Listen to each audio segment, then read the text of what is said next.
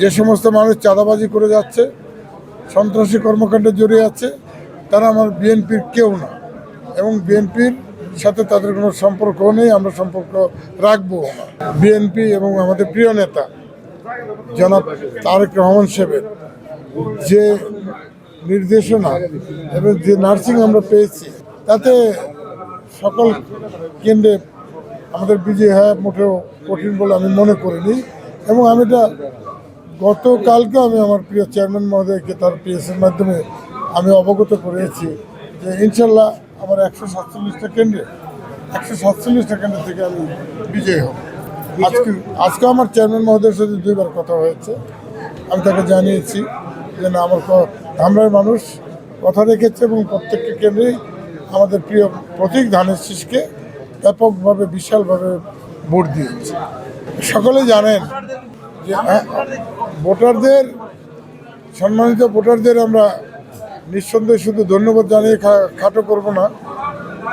তারা যে প্রত্যাশা, যে আশা নিয়ে আমাদের এই প্রতীককে অর্থাৎ ধানের শীষকে বিপুলভাবে ভোট প্রদান করেছেন।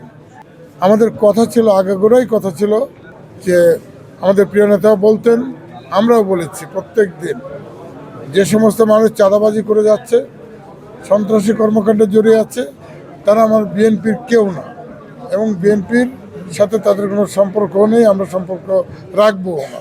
এই যে স্লোগানটা আমাদের ছিল, আপনারা জানেন এই 5ই আগস্টের পর থেকে 17-18 মাস যে গেল, আপনি নিশ্চয়ই জানেন আমার বিএনপির কোনো নেতাকর্মী কোনো চাঁদাবাজিতে নাই, কোনো মিল ফ্যাক্টরিতে নাই, কোনো হাটে ঘাটে নাই, কোথাও তারা সন্ত্রাসী কর্মকাণ্ডে ছিল না।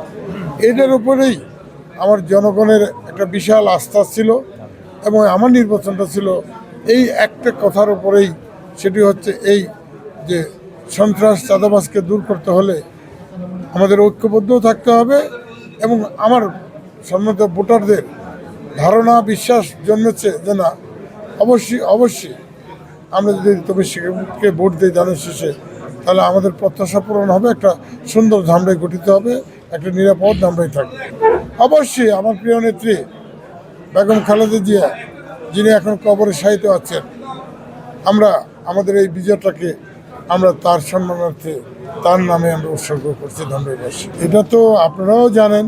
আমরা আমাদের প্রথম কথাই হচ্ছে, যেদিন আমার সরকার যদি গঠিত হয়, ইনশাল্লাহ হবেও, আমাদের প্রধানমন্ত্রী হবেন আমাদের তারেক রহমান সাহেব, আমরা তার পরের দিন থেকে এই ধামরাইতে আমাদের কোনো মাদক বেচা কিনে হবে না, এটা একেবারেই বন্ধ করে দেওয়া হবে।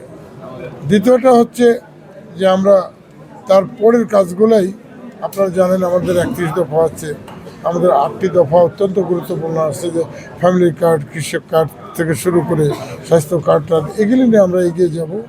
আর বেকার সমস্যার যে বিশাল একটা চাপ আমাদের কাছে আছে, এইটাকে কমানোর জন্য আমরা সর্বাত্মক চেষ্টা করব। পরবর্তী পর্যায়ে আসবো যোগাযোগ ব্যবস্থা, অন্যান্য ব্যবস্থা।